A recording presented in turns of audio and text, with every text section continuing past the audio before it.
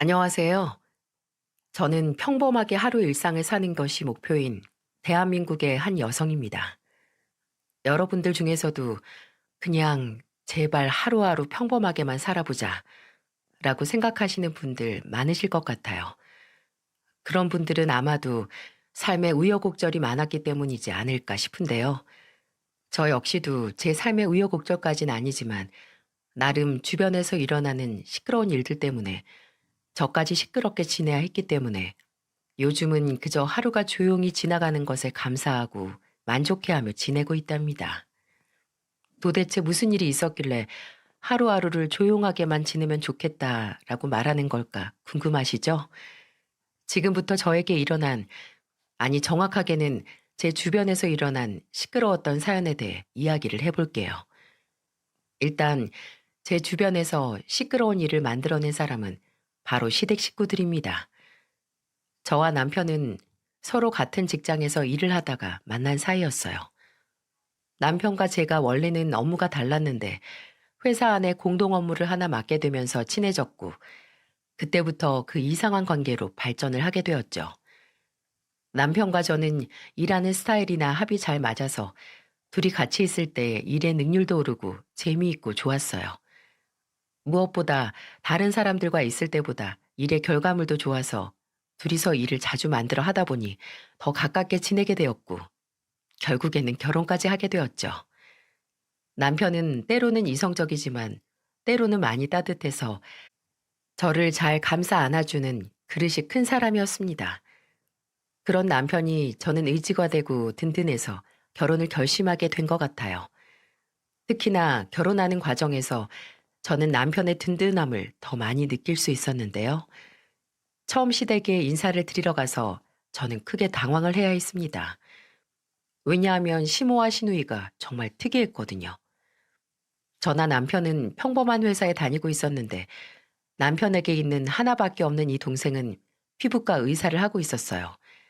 그리고 그 시누이의 스펙은 곧 시어머니의 스펙이 되어 이 둘이서 거의 세상을 다 살고 있는 것처럼 행동하는 거 있죠?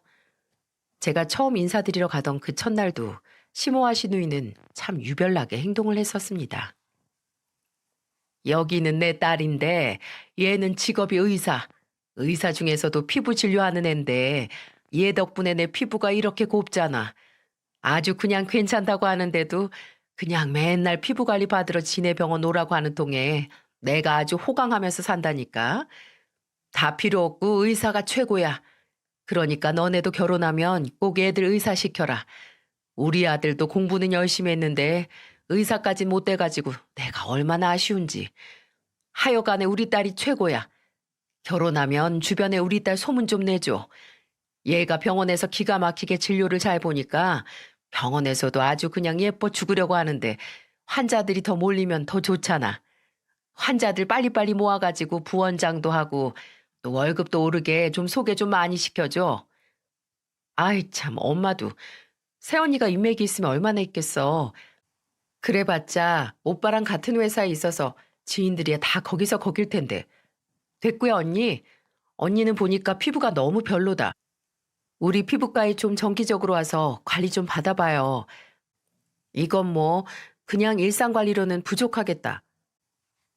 저는 첫 만남에서부터 뻔뻔한 부탁과 딸 자랑을 이상하게 늘어놓는 시모도 웃겼지만 제 피부를 가지고 이러쿵 저러쿵 말하는 시누이도 정말 어이가 없고 마음에 들지 않았어요.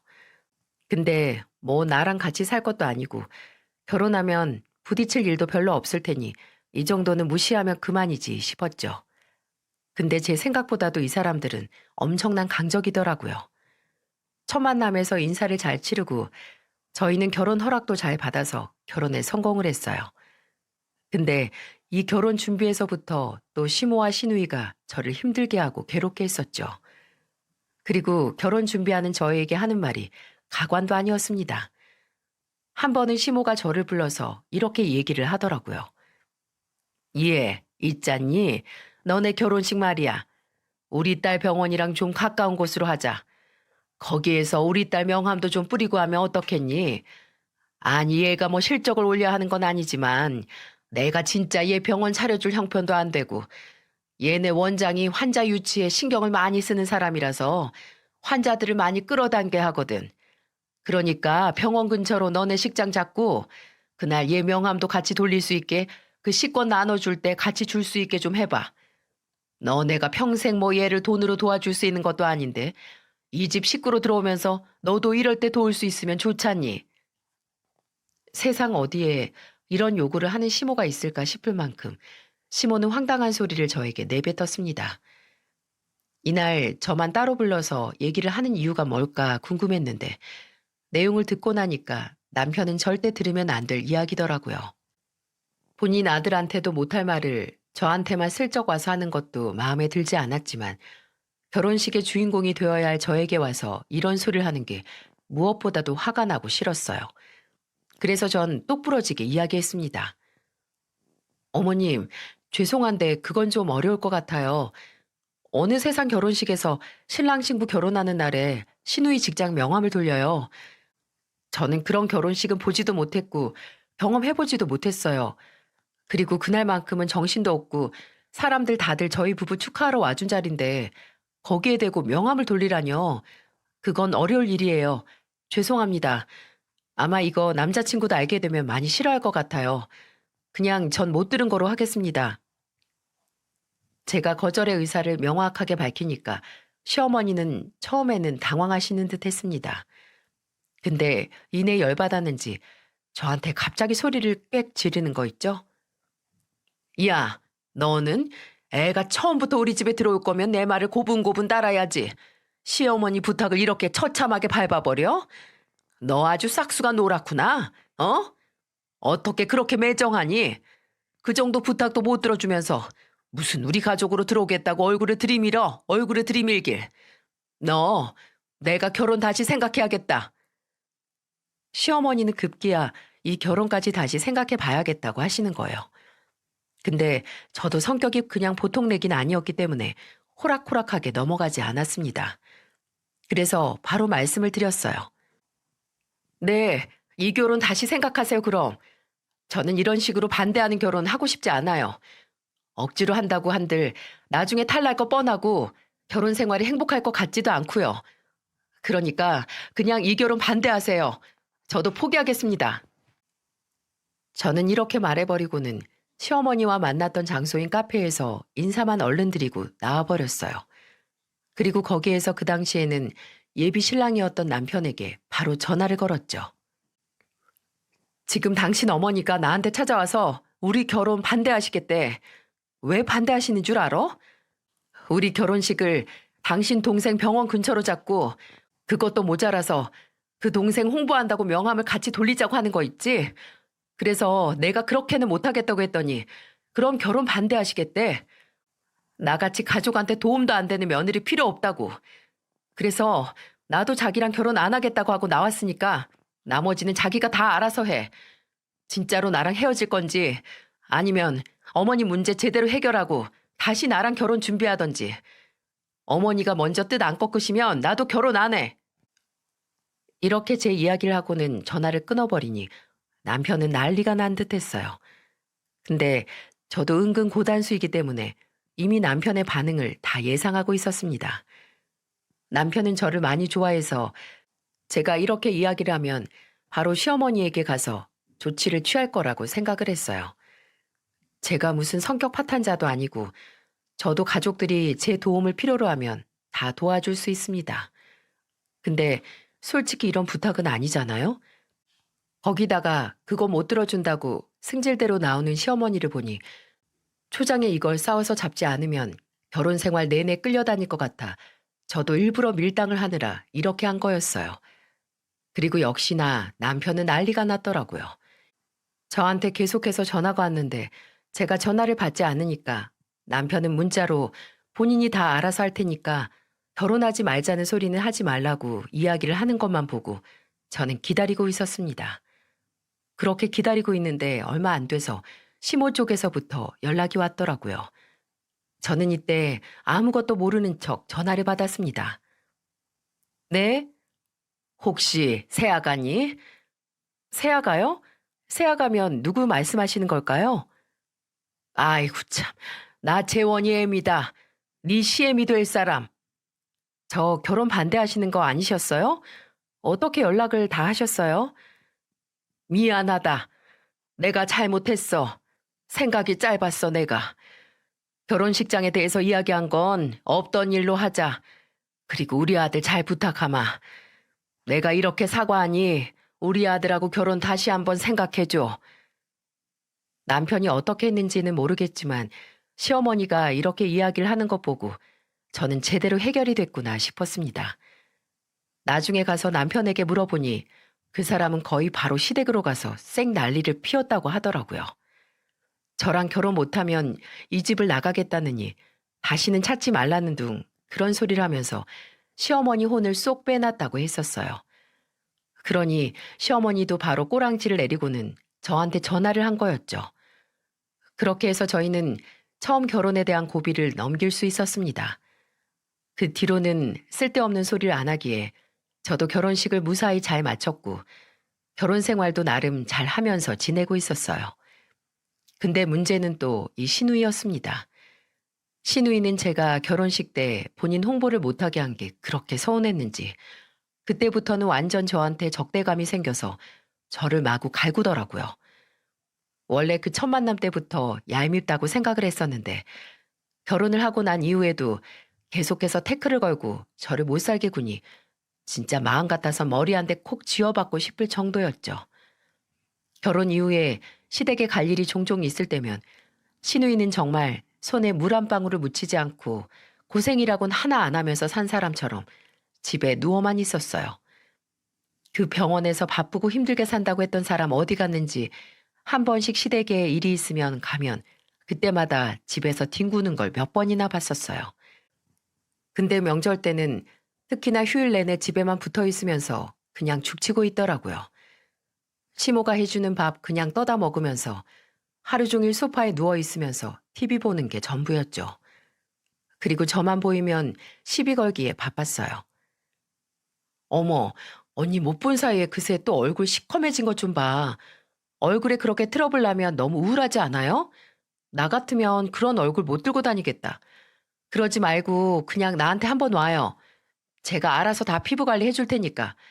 하여간에 돈 좀 써요, 돈 좀. 마음이 쪼잔해서 돈도 못 쓰니까 내 명함 하나 돌리는 게 뭐가 그렇게 어렵다고. 결혼식 때 그거 거절할 때부터 내가 알아봤어 했어. 언니, 인생 그렇게 살지 마요. 그렇게 쪼잔하게 살면 그냥 빌빌거리면서 사는 거예요. 아가씨, 걱정하지 마요. 제 피부는 제가 알아서 해요. 의사가 전문적으로 봐서 그런지 모르겠지만 제가 보기에는 저는 그냥 제 피부 괜찮아요. 이만하면 화장도 잘 먹고 주변에서는 저한테 피부 좋다고 난리라 별 타격이 없네요. 쪼잔 드립 칠 거면 좀 더 기분 나쁜 드립으로 가지고 오세요. 아가씨야말로 남의 결혼식에서까지 명함 돌려달라고 민폐 부리기 이전에 집에서 뒹굴거리지 말고 밖에 나가서 전단지라도 돌려요. 애먼 나한테 뭐라 그러지 말고. 그리고 인생 그렇게 쉬운 거 아니에요. 본인 노력 없이 뭘 바래요? 제가 이렇게 이야기를 하니 또 시누이는 열이 받아서 저한테 막 뭐라고 하려고 하더라고요. 그때 저는 그냥 생 주방으로 가버리고는 시어머니 일하시는 거 도와드리고 했었네요. 그렇게 시누이는 저를 못 살게 굴고 본인 멋대로 되지 않으면 주변 사람을 갈구기에 바빴어요. 근데 제가 이렇게 따끔하게 일침을 놓았는데도 시누이는 멈추지를 않더라고요. 게다가 시누이는 사치벽이 심했는데 그게 시어머니랑 늘 똑 닮아서 둘은 집에 없는 날은 무조건 백화점으로 달려가 쇼핑하며 바쁘게 지내곤 했었어요. 그게 어느 정도였냐면 한 번은 저한테 이렇게 연락이 온 적이 있었습니다. 언니, 혹시 이번에 돈 여유 좀 있으면 저 돈 좀 빌려주세요. 한 200만 원만 빌려주면 제가 다음 달에 갚을게요. 지난번에 엄마랑 같이 쇼핑을 좀 했더니 이번 달에 카드값이 너무 많이 나와서 좀 부족하네요. 네? 아니, 아가씨 의사 월급 많은 거 아니에요? 하다못해 일반 직장 다니는 저보다는 많을 거 아니에요. 근데 카드값이 부족하다뇨. 도대체 뭘 얼마나 쓰셨길래 카드값이 부족해요? 그러니까 아가씨 오빠가 매번 그렇게 사치 부리면서 사는 거 고치라고 했으면 평소에 말 잘 들었어야죠. 나중에 돈 나오는 거 생각도 안 하고 그렇게 카드 펑펑 쓰면서 다니니까 결국에는 이 사달이 나잖아요. 어머님도 아세요? 어머님께 좀 달라고 하세요. 어머님이랑 같이 쓴 거잖아요. 아, 엄마한테는 진작 달라고 했죠. 근데 엄마도 없다는데 어떡해요? 하여간에 이 엄마는 맨날 내 돈 쓸 줄만 알지 줄 줄은 모른다니까. 그러지 말고 언니가 좀 도와줘요. 다음 달에 제가 무조건 줄 거예요. 아가씨, 딱 이번 한 번만이에요. 그리고 다음 달에 꼭 주세요. 안 주면 저도 난리 피울 거예요. 저는 그동안은 부탁 같은 거 들어준 적 없으니 이번 한 번은 들어주자. 어려운 일도 아니다 싶어서 카드값으로 200만 원 정도를 빌려줬습니다. 뭘 얼마나 썼는지 몰라도 백화점만 맨날 주구장창 다니니 그동안 나온 카드값 메꾸고 다닌 것도 장하다 싶을 정도라 우선은 빌려줬어요. 근데 약속일이 된 다음 달이 됐는데도 아가씨한테서 연락이 없더라고요. 그래서 전화를 했죠. 아가씨, 돈 보내주기로 한 날이 지났는데 왜 연락을 안 주는 거예요? 지금 당장 빨리 돈 보내주세요. 아, 맞다. 깜빡했네요. 언니, 미안한데 다음 달에 줘도 돼요? 제가 언니한테 돈 줄 걸 깜빡하고 써버렸네요. 죄송해요. 네? 아니, 어떻게 그걸 까먹을 수가 있어요? 그 돈이 얼만데요? 한두 푼도 아니고 무려 200만 원이에요. 그걸 까먹었다는 게 말이 돼요? 애초에 줄 생각 있었던 건 맞아요? 어머, 언니 무슨 소리 그렇게 해요? 아니, 어머, 지금 저 도둑 취급하는 거예요? 줄 거예요. 주려고 했었다고요. 진짜 이 언니가 사람을 뭘로 보고 내가 뭐 거진 줄 알아요? 그깟 200만 원 얼마나 한다고 안 준다고 그 생난리를 쳐요? 하여간에 그 쪼잔한 거 어디 못 간다고 했더니만 아가씨 이건 쪼잔한 게 아니라 아가씨가 약속을 안 지키니까 하는 소리 아니에요. 당장 돈 안 내놓으면 오빠한테 다 말할 줄 알아요. 저는 으름장을 내놓고는 전화를 확 끊어버렸습니다. 평소에 신우가 남편을 좀 무서워하고 있었기 때문에 저는 남편에게 잃어버린다고 이야기를 해버렸고 역시나 그 뒤로 바로 반응이 왔어요. 신우는 고민이 많았는지 뜸을 좀 들이다가 전화를 했더라고요. 언니, 제가 말했죠. 저 지금 돈 없다고. 내가 뭐 어떻게 해줬으면 좋겠어요. 말해봐요. 적반하장으로 열을 내면서 말을 하는 신우를 보면서 저는 이번 기회에 코 좀 납작하게 해줘야 할 필요가 있겠다고 생각을 했습니다. 그동안에 저를 자꾸만 괴롭혀대서 한 방 먹여줄 기회를 찾고 있었는데 그게 딱 바로 그 기회인 듯 싶더라고요. 그래서 이야기를 했죠. 정말 뭐든 할 준비 되어 있어요? 아가씨 그 말에 책임져야 할 거예요? 그래요. 뭐든 한다고요. 뜸들이지 말고 빨리 말해요. 사람 피 말리는 거야 뭐야. 짜증나게 진짜. 아가씨, 제가 아가씨 태도 보고 뭘 할지 결정할 수도 있는 건데 지금 저한테 짜증을 내시는 거예요? 저 이러다가 빈정상하면 아가씨 말도 안 되는 거 요구할 수 있어요? 저는 일부러 더 신우이를 약올리느라고 괜히 시간을 질질 끌었어요. 그때 보이는 반응들이 어찌나 재미있는지 한참 약올리고 싶은 걸 참았었네요. 짜증나는 거 꾹 참고 저한테 말을 하는 신우이에게 저는 딱 하나를 요구했습니다. 그리고 그걸 듣고는 아가씨가 완전히 짜증나는데 저한테 짜증은 못 내고 이를 악물고 이야기하는 게 너무 웃겼네요. 아가씨, 지금부터 딱 저한테 10번만 저녁 대령하세요. 그동안 명절 때나 시어머니 생신 때나 가족끼리 모이면 손에 물 한 방울 안 묻히고 바닥에 숟가락이 떨어져도 다 가져다 바쳤죠? 지금까지는 제가 다 떠먹여 주듯이 했으니까 이젠 아가씨가 좀 베풀어 보세요. 지금부터 딱 10번이에요. 아가씨 어차피 퇴근 시간도 다 정해져 있겠다. 우리 집으로 바로 와서 밥 차리면 되겠네요. 와, 기대된다. 우리 아가씨 밥은 어떤 맛일까나? 아, 참고로 맛없으면 탈락이에요. 언니, 아니 제가 무슨 요리를 해요. 저 지금까지 계란 후라이 한 번 안 해본 사람인데 이참에 해보세요 그럼. 하여튼 계란 후라이를 하든 라면을 끓이든 뭐라도 제 배만 제대로 채워보세요. 제가 딱 10번 제대로 인정되면 아가씨가 다음 달에 돈 주는 거 생각해 볼게요. 안 그럼 오빠한테 바로 얘기할 거예요. 제가 남편한테 이야기한다고 하니 바로 꼬랑지를 내리는 신우이를 보면서 얼마나 웃기던지 결국에 신우이는 그 뒤로 저희 집에 와서 꼬박꼬박 밥을 차렸어요. 사실 남편한테는 뒤에 가서 이야기를 했어요. 생전 안 그러던 애가 갑자기 저희 집에 와서 밥을 차리고 있으니 무슨 일인가 싶어서 물어볼 게 뻔했거든요. 근데 남편은 다 모르는 척하고 신우이한테 매번 이야, 우리 동생이 차려주는 밥 맛있네. 야, 앞으로 맨날 좀 와서 이렇게 해봐라. 너무 좋다. 이참에 신부서 받는다 생각하고 맨날 와서 밥 좀 해.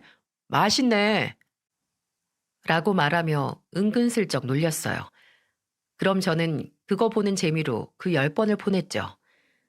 그 뒤로는 다음 달에 돈을 갚으라고 했고 신우이는 다시는 또 같은 일을 겪고 싶지 않았는지 제 날짜에 딱 보냈더라고요. 그렇게 신우와의 승부에서 한 번 이긴 듯 싶었습니다. 그리고 제가 호락호락한 사람이 아니라는 걸 확실하게 느꼈는지 그 뒤로는 저를 많이 갈군다거나 괴롭히는 게 없어졌어요. 근데 우리 신우이는 사람이 되기는 좀 그런 듯 했습니다. 저를 괴롭히는 건 끝났지만 본인 인생을 제대로 살지를 못하고 있었거든요. 신우이는 남편의 말대로 그 뒤로 어떤 남자를 만나서 결혼을 했고 한 2년 정도는 잘 사는 듯 싶었습니다. 그 사이에서 바로 아이도 생겨서 거의 신혼 없이 애를 낳고 키우고 있었고요. 조카가 3살이 지날 때까지도 신우이와 심애부는 잘 지내는 듯 했습니다. 근데 갑작스런 소리가 들려왔고 그 소리는 바로 신우이가 이혼을 한다는 소식이었어요. 그리고 그 이혼 사유는 바로 신우이의 바람이었죠. 신우이는 병원에서 같은 동료 의사와 바람이 났고 그걸 심애부에게 딱 걸린 신우는 그 자리에서 이혼을 당해버렸어요. 근데 그걸로 끝나지 않았습니다. 그때부터 신우이 인생에 진짜 시련이 시작되었거든요. 제가 겪은 심해부는 보통이 아닌 사람이었어요. 대장부 같은 성격에다가 시원스런 데가 있어서 시어머니한테도 잘하고 저희하고도 잘 지냈었는데 글쎄 신우이가 이 좋은 사람을 또 다 망쳐놨더라고요. 결국 어떻게 되었는지 아세요? 심애부가 상처를 크게 받았는지 신우이를 가만히 안 두겠다고 선전포고를 하더니 진짜로 대박 사건들을 빵빵 터뜨리던 거 있죠? 그 첫 번째가 바로 신우이 차를 갑자기 가서 팔아버린 사건이었어요. 심해부는 사업을 하던 사람이라 돈이 좀 많았는데 신우이랑 결혼을 하면서 신우이랑 결혼하고 첫 생일 선물로 차를 한 대 사줬더라고요. 그것도 비싼 차였는데 그때 그걸 심해부 명의로 샀었는지 그걸 단번에 팔아버린 거 있죠? 물론 이혼하면서 위자료도 많이 뜯기긴 했었는데 거기에다가 차까지 뺏겨버리니까 신우이가 많이 당황스러운 듯 했습니다. 근데 뭐 의사 월급인데 그 차 사는 거 어려웠을까요? 신우이는 차도 금방 사고 적반하장으로 그냥 바람난 사람이랑 잘 지내고 있는 듯 했어요. 근데 거기에서 끝날 심애부가 아니었습니다. 심애부는 이번에는 아예 1인 시위 표지판을 만들어서 신우이 병원으로 가서 1인 시위를 했나 보더라고요. 신우이가 바람핀 증거들을 싹 다 모아서 전단지로 만들어 병원 앞에서 뿌리고 이 바람핀 작자들이 있는 이 병원에 이 파렴치한 의사들에게 내 건강, 내 몸 맡길 수 있겠습니까? 라는 식의 문구를 작성해서 한참을 서 있었던 것 같아요. 결국에는 그 병원의 원장이랑 동료 의사들, 간호사들, 거기를 오고 가는 환자들까지 다 알게 되어서 둘 다 쫓겨나게 되었죠. 그래서 결국에는 이 둘은 다른 병원으로 옮겨갈 수밖에 없었어요. 그 인근 지역 병원에까지 싹 다 소문이 돌아서 거기까진 갈 수 없었기에 둘 다 좀 한적한 곳으로 가서 취직을 했더라고요. 게다가 병원이란 곳들이 소문이 빠른데 또 일손은 부족했는지 이 둘은 쉽고 빠르게 이직을 할 수 있었습니다. 그러니 여전히 정신을 못 차릴 수밖에 없었던 것 같아요. 신우이는 그 뒤로 그 상간남이랑도 헤어진 듯 했는데 문제는 거기에서부터 저희 가정에 불똥이 튀었다는 거였어요. 신우이는 결혼한 지 4년 만에 이혼을 한 거였는데 그때 낳은 조카를 심애부가 신우이가 너무 밉다며 어디 한번 인생 한번 고달퍼 봐라 라는 식으로 해서 애를 떠넘기고 간 듯 싶었습니다. 근데 이 아이로 인해서 우리 가족에게 불똥이 튈 줄은 정말 상상도 못했어요. 시누이의 이혼 소식을 듣고 놀란 지 얼마 안 된 시점이었죠. 조카 시누이는 시모 집으로 들어가서 지내고 있는 듯 했었어요. 집까지 다 뜯겨서 위자료로 챙겨 전 시매부에게 넘겨주었기 때문에 집도 절도 없어 그냥 시모 집에서 빌부터 살 수밖에 없는 상황이었거든요. 근데 그때 시모가 저랑 남편에게 와서 말도 안 되는 헛소리를 해대더군요. 예, 너네 시누이 언제까지 저렇게 애 딸린 이혼녀로 살 수만은 없지 않겠니? 그래서 말인데 너네가 좀 도와줘야겠다. 너네 호적 등본에 우리 손주 서준이 좀 너네 자식으로 올려놔야 되겠어. 그래야 내 딸이 다시 새 인생 살 거 아니니. 명색이 의사인데 이렇게 불명예스럽게 살아야 되겠어? 그러니까 너네가 가족끼리 돕는다 생각하고 너희 호적 등본에 우리 서준이 좀 올려라. 뭐 얘가 내 딸 앞길을 망친다고 해서 내가 버릴 수도 없는 노릇이고. 저희는 이 이야기를 듣자마자 정말 경악을 했습니다. 시모가 평소에 본인 딸밖에 모르고 사는 줄은 알았지만 이렇게까지 할 줄은 몰랐거든요. 시모는 딱 이거였습니다. 시누이가 좋은 남자를 만나 다시 재혼을 하려면 걸림돌이 없어야 하는데 조카가 걸림돌이 될 것 같으니 그 조카를 우리 호적에 올려놓자는 거였죠. 근데 더 경악스러운 건 이게 전부 다 시모의 머리에서만 나온 생각이 아니라 시누이가 같이 계획한 듯 하더라고요. 시누이는 본인 자식 때문에 스펙 좋고 괜찮은 사람 만나서 결혼해서 새 인생을 시작하는 게 불가능하다고 생각했는지 그 자녀를 호구로 생각해 떼내려는 수작인 듯 했죠. 이 이야기를 듣는데 정말 황당하고 어이가 없었습니다. 엄마, 왜 인생을 그렇게 살아요? 나도 엄마 아들이지만 정말 창피해. 아니, 걔가 바람 폈잖아. 지가 잘못을 했잖아. 근데 뭐? 우리한테 서준이를 맡긴다고? 그게 말이 되는 소리야? 걔는 지금 당장 새 인생 찾고 능력 좋은 남자를 만날 게 아니라 반성하고 자책하고 지 아들 서준이를 어떻게든 잘 키워볼 생각을 해야지. 뭐라고? 아니, 생각하는 게 왜 그렇게 그 모양이야? 나는 그럴 일 없으니까 다신 이 얘기 꺼내지 마요. 지 아들 지가 키우라고 하라고. 남편이 세게 나와버리니까 시모는 더 이상은 말을 못하더라고요. 그래서 거기에서 저는 끝난 줄만 알았습니다. 하지만 시모는 포기할 생각이 없었는지 이번에는 저한테 따로 전화를 걸었더군요. 아니, 얘는 내 아들이지만 정말 고집이 세네. 얘, 우리는 그래도 같은 여자니까 우리 딸 마음이 좀 이해가 되지 않니? 그러니까 내 아들은 남자라 그걸 공감 못하는 것 같아. 그리고 내 말은 그렇게 들어도 또 네 말은 좀 들을 거 아니야. 그러니까 네가 좀 아들한테 살짝 다시 이야기 좀 해볼래? 네가 잘 꼬셔서 서준이 너네 호적에 올리면 안 돼? 내가 이렇게 부탁할게. 어? 내가 이렇게 부탁 좀 하마. 라고 다시 이야기를 하시는 거 있죠. 저는 여전히 포기를 모르고 또 이렇게 뒤에서 수를 쓰는 시모를 보고는 할 말을 잃게 되었습니다. 그래서 저는 말도 섞기 싫어서 그냥 네 라고 대강 대답을 해버렸어요. 그랬더니 시모가 완전 신이 나서는 어머 정말 너 진짜지? 고맙다 얘 진짜 고마워 라고 하고는 끊더라고요. 근데 저야 당연히 그럴 마음이 없었기 때문에 남편에게 가서 이 모든 사실을 이야기하며 이렇게 말했어요. 여보, 아까 어머니가 나한테 또 연락 왔는데 뭘 하시는 줄 알아? 나보고 당신 좀 꼬셔보래. 나도 근데 진짜 할 말이 없어서 그냥 알겠다고만 했는데 어떡할 거야 당신? 뭐? 아, 진짜 안 되겠네. 도저히 안 되겠다. 여보, 그냥 연락처 차단해버려. 도저히 나 이렇게 못 살겠다. 이게 무슨 부모가 돼가지고 자식한테 옳고 그름이 뭔지를 제대로 알려줘야지. 아직도 딸 뒷바라지 하는 것도 모자라서 이게 지금 말이나 되는 처사야? 게다가 당신한테까지 전화를 해서 괴롭히고 말이야. 안 되겠어 이젠 진짜.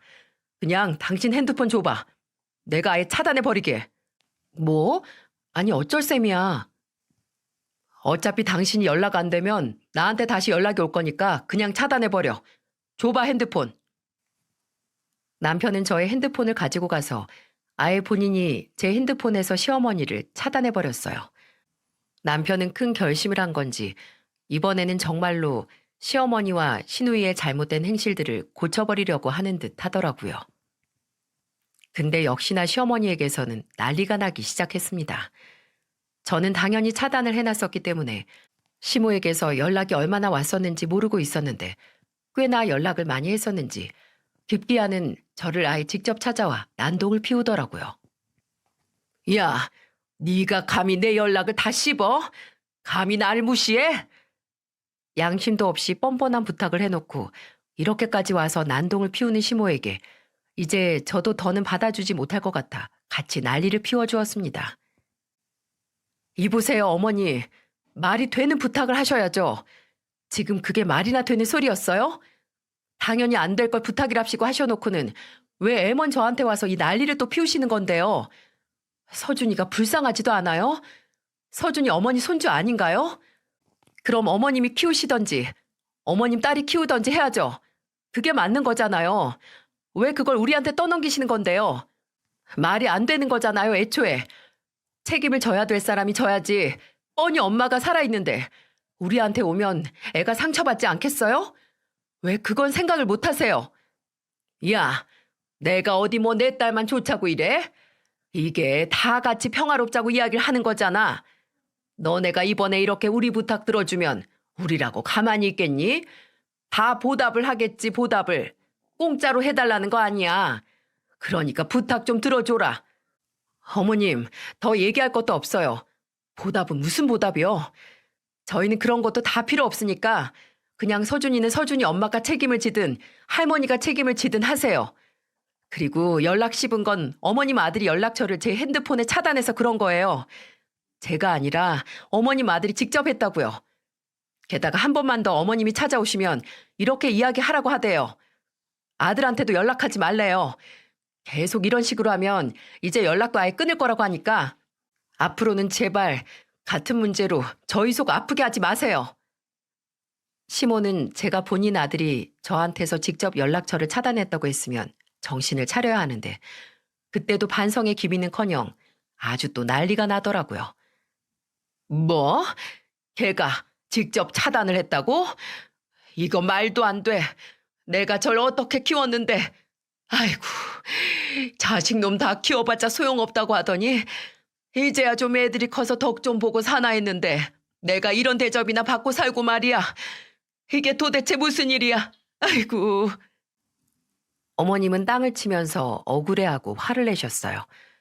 저는 그 꼴을 더 보고 있기가 힘들어서 그냥 집 거실에서 난리를 피우고 있는 시어머니를 내비뒀고 시어머니는 한참을 그렇게 난리를 치다가 제가 아무 반응이 없으니까 마지막 승질을 내버리면서 가시더군요.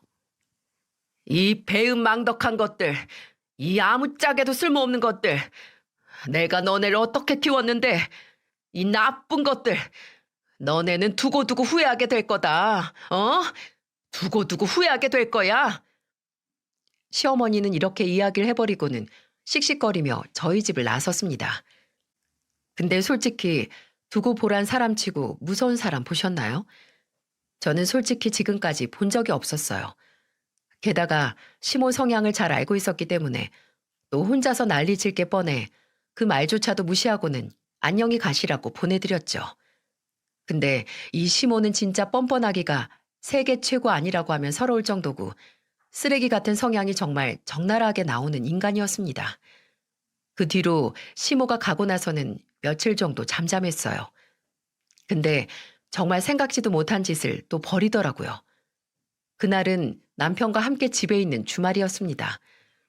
갑자기 누군가 집 문을 쾅쾅 두들기길래 내다봤는데 문 앞에는 놀랍게도 시모와 조카가 있었어요.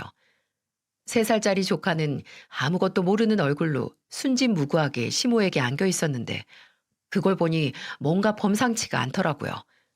남편은 제대로 내쫓을 생각이었는지 문을 열고 나갔는데 시모가 갑자기 먼저 선수를 쳤습니다. 자, 민원아, 앞으로는 여기 있는 사람들이 네 엄마 아빠야. 앞으로 네가 엄마 아빠라고 불러야 될 사람은 이 사람들이니까 얼른 엄마 아빠 해봐. 남편 옆에 서 있는 저에게 벼랑간 조카를 안겨주며 이 소리를 하는데 저한테 안겨있는 채 순진무구한 얼굴로 제 할머니 얼굴만 둥둥 쳐다보고 있는 애한테 해서는 안 될 말을 하는 시어머니를 보며 저는 너무나 경악스러웠어요. 그리고 이건 인간의 탈을 쓴 악마가 아닐까 했었죠. 어떻게 아직 새파랗게 어린 아기라고 하지만 그래도 자아가 있는 애한테 이런 식으로 대할 수 있는 건지 이해가 안 되었어요. 무엇보다도 저희 앞에서 이런 만행을 저지르는 시어머니가 용서가 되지 않았고요. 역시나 남편은 머리 끝까지 화가 났더군요. 그 앞에다가 남편은 너무너무 화가 났는지 문을 쿵 닫고 들어가서는 곧장 집안에서 무언가를 들고 나왔고 그건 다름 아닌 소금이었습니다. 남편은 들고 온 소금을 그대로 시모 머리에다가 뿌려버렸고 시모에게 말했어요. 도대체 어디까지 할 생각이세요? 예? 당신은 인간도 아니에요. 엄마는 진짜 사람도 아니라고요. 당장 여기에서 민원이 데리고 다시 돌아가지 않으면 이번엔 제가 엄마한테 무슨 짓을 할지 모릅니다. 민원이한테 다시 한 번 더 상처 줬다가는 이제는 내가 엄마 뒤에 숨어있는 그 기집애 찾아가서 가만 안 둘 거고 엄마도 다시는 내 얼굴 볼 생각하지 마세요. 아니, 지금부터 난 엄마 얼굴 안 봅니다. 나한테 호적 올리라고 했죠? 나는 이제 당신 호적에서 빠질 작정이니까 어디 한번 그렇게 마음대로 하고 싶은 대로 살아보세요. 남편은 이렇게 이야기를 하고는 집으로 들어가 버렸고 저도 이건 정말 아니다 싶어서 시어머니에게 다시 조카를 안겨주고는 집으로 들어가 버렸어요. 저는 솔직히 말해서 조카가 너무 마음에 걸리기는 했었습니다. 아직 어린애가 시모나 시누이한테 가서 잘 클 수 있을까 걱정이 되더라고요. 게다가 우리의 행동으로 인해서도 저 애기에게 상처를 입힐까봐 조심스러웠죠. 하지만 남편은 지금 이렇게 싹을 자르지 않으면 나중에 가서는 애가 더 커버렸을 때 더 큰 상처를 받을 수 있다며 지금부터 잘라버려야 한다고 했어요. 그 말에도 일리가 있어서 저도 남편을 따랐죠. 시모는 아들에게 소금을 맞았다는 사실에 충격을 받았는지 그 뒤로는 찾아오지도 못했어요. 근데 저희를 찾아오지 못하는 이유에는 하나가 더 있었습니다. 저희 집에 찾아온 이후로는 잠잠하길래 잘 있는 줄 알았는데 어느 날 또 소식을 알 수 있게 되었고 그건 다름 아닌 시누이 당사자에게 본인의 소식을 들을 수가 있었어요. 저희는 그 뒤로 시모하고 일절 연락을 안 하고 지냈었는데 신우가 갑자기 울면서 찾아왔더라고요. 이번에는 또 무슨 일인가 싶어서 문도 안 열어주려고 했어요. 근데 신우가 문 안 열어주면 열어줄 때까지 난동을 피운다고 하기에 어쩔 수 없이 문 밖으로 나가 마주했습니다. 근데 진짜 아주 인생이 가관이 되었더군요. 언니, 저 이제 어떡하면 좋아요? 진짜 제 인생 망한 것 같아요. 저 이제 큰일 났어요. 무슨 일이에요? 똑바로 알아듣게 좀 말해봐요, 아가씨. 무슨 일인데요? 제발 사고 좀 그만 치세요. 어머니나 아가씨나 매번 와서는 이게 도대체 무슨 짓이에요? 그게 있잖아요. 저 병원 옮긴 거 알죠? 근데 얼마 전에 전 남편이 그 병원은 또 어떻게 알고 찾아왔는지 또 1인 시위를 하러 왔더라고요. 이번에도 똑같이 그 난리를 펴대서 저 결국에는 거기에서 그만두고 나왔어요. 저 이제 어디에도 못 갈 것 같아요. 네? 아니, 그 짓을 전 심해부가 또 했다고요? 네. 제가 잘못한 건 아는데요. 진짜 아무리 내가 잘못했다고 사정을 해도 안 돼요. 제가 직접 찾아가서 그 병원 앞에서 무릎 꿇고 이야기했어요. 제발 그만 좀 하라고. 내가 어떻게 해줘야 이제 그만 포기하고 나대로 살게 냅둘 거냐고. 근데 정말 말이 안 통하는 거 있죠? 진짜 그 인간 미친 것 같아요. 그 인간은 제정신이 아니라고요. 아가씨, 아가씨야말로 아직 사람 덜 됐네요. 그럼 사람 하나 인생 망쳐놨으면서 이 정도 당할 것도 생각 못 해봤어요? 심해부가 그러는 거 그거 당연한 거예요. 아가씨가 잘못했잖아요. 왜 그러게 잘난 남편 두고 바람을 피워요. 바람을 피우길. 거기다가 조카를 왜 우리 호적에다가 올려놓느냐고요. 그건 말이 안 되는 거잖아요. 아가씨가 아직도 그렇게 정신을 못 차리니까 자꾸만 이렇게 일이 터지는 거 아니에요. 아가씨가 진심으로 사과하고 뉘우치고 조카도 책임져서 키울 생각을 해야지. 왜 자꾸 쓸데없는 생각을 하느냐 말이에요. 신우이는 저희 앞에서 정말 대성통곡을 하면서 그간 있었던 일들에 대해 이야기를 해주었습니다. 이야기를 들어보니까 이렇더라고요. 신우이가 일하는 직장에 찾아와서 또 1인 시위를 하던 심해부에게 신우이가 이렇게 이야기를 한 듯 했었어요. 오빠, 진짜 왜 이래? 내가 다 잘못했다고 했잖아. 도대체 언제까지 이럴 건데, 언제까지? 내 인생을 이렇게 하찮게 만들고 이웃남으로 만들어 놓고 네가 그럼 평생 웃으면서 지낼 수 있을 거라고 생각했어? 착각하지 마. 너는 그냥 앞으로 행복한 인생은 쪽났다고 생각하면 돼. 너는 앞으로도 계속해서 이렇게 쓰레기 취급받으면서 살게 될 테니까. 앞으로 인생 어디 기대 많이 해봐라. 내가 그 기대 이상만큼 제대로 복수해 줄 거니까. 내가 어떻게 하면 되겠어? 내가 어떻게 하면 되겠냐고. 돈 주면 돼? 어? 돈 주면 이제 그만할래? 그럼 얼마든지 줄게. 위자료 부족하다고 하면 거기에서 더 줄 테니까 제발 이제 그만 좀 해. 신우이는 여기에서 심해부한테 엄청나게 매달리며 그만하라고 소리를 쳤다고 했었어요. 근데 심해부는 그걸 다 무시하고 이랬다고 하더라고요. 뭐 돈? 이게 아직도 정신을 못 차렸네. 야, 돈은 내가 너보다 더 많아. 내가 원하는 거? 네 인생 망가지는 거야. 앞으로 어디 다른 데 시집갈 생각하지 말고 네 애나 잘 키우면서 살아. 그게 네가 할 일이야. 알았어? 애만, 그럼 애만 데리고 가. 나 당신한테 위자료 다 뜯기고 돈도 없어. 당신도 잘 알잖아. 그나마 나한테 남아있던 차까지 오빠가 다 팔아버렸잖아. 그러니까 제발 애라도 데리고 가라고. 나는 애 없어도 돼. 나 모성애 따위 없는 사람이야. 알잖아. 내가 애 보여달라고 사정하는 일은 없을 테니까 제발 애만이라도 그럼 오빠가 데리고 가서 키워.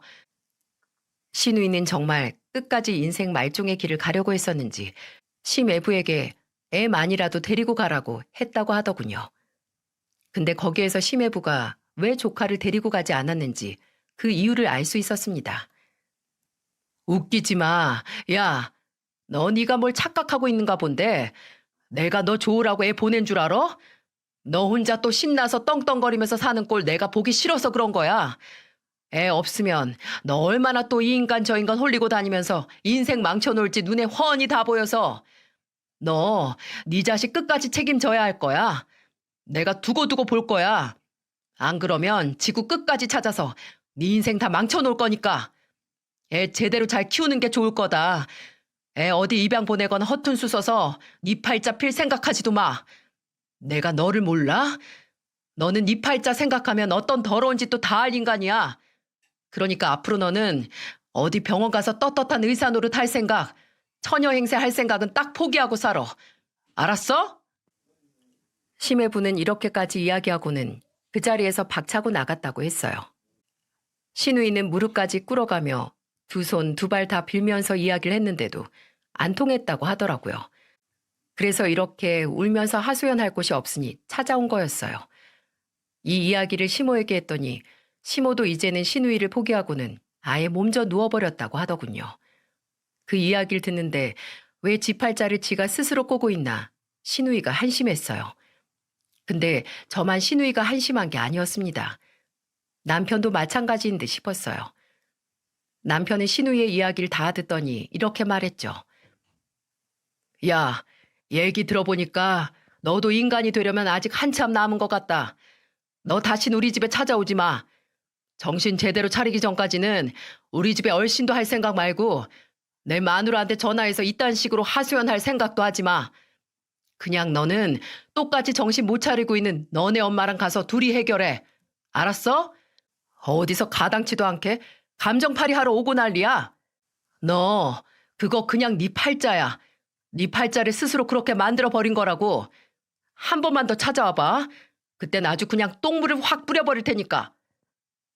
남편은 신우이에게 이렇게 화를 내고는 저를 데리고 집 안으로 들어와 버렸어요. 신우이는 생각지도 못했던 박대에 더 서러웠는지 동네가 떠나가라 집 앞에서 한참을 더 울더라고요. 하지만 끝까지 저희는 돌아보지 않았습니다. 이제는 여기에서 더 받아주면 신우이는 여전히 정신을 못 차리고 계속해서 무책임하고 비상식적인 일들을 할 것 같았거든요. 다행히도 그 뒤로는 조금 깨달은 것이 있었는지 시모에게도 연락이 없고 신우이에게도 연락이 없었어요. 아주 가끔 가다가 저한테 문자로 조카가 갑자기 아프거나 육아 문제로 조언이 필요할 때 문자만 종종 해오고 있는데 저는 그것만 한 번씩 문자로 어떻게 대처하면 된다 알려주고는 다른 이야기들은 일절 안 받아주고 있어요. 그리고 지금 신우이는 심해부의 으름장으로 인해 다른 병원으로 취직은 못하고 있는 듯 하더라고요. 시모 집에서 조카랑 같이 지내면서 케어하고 있는데 그것 때문에 시모가 밖에 나가서 또 돈 벌어 그 둘을 먹여 살리고 있는 듯 싶었어요. 남편도 그걸 알고 있지만 또 도움의 손길을 주면 그대로 또 다 의지하려고 할까봐 아예 신경도 안 쓰고 있습니다. 여러분, 자승자박이라는 사자성어 아시죠? 자신이 저지른 일의 결과가 결국에는 자신에게 돌아간다는 뜻인데요. 신우이와 시모는 결국에는 본인들이 저지른 일로 인해서 떵떵거리며 살던 인생에서 다시 빌빌거리는 인생으로 바뀌게 되고 말았어요. 그걸 보면서 저는 진짜 제대로 착하게 살아야겠다는 생각이 들더라고요. 참, 철만 없는 줄 알았던 신우는 결국에는 사고를 많이 쳐서 이렇게 인생이 고달파지고 말았는데요. 저나 이 사연을 듣고 계시는 분들은 꼭 노년까지 아무 탈 없이 인생 조용히 잘 사라지기를 바랄게요. 긴 사연 들어주셔서 감사합니다.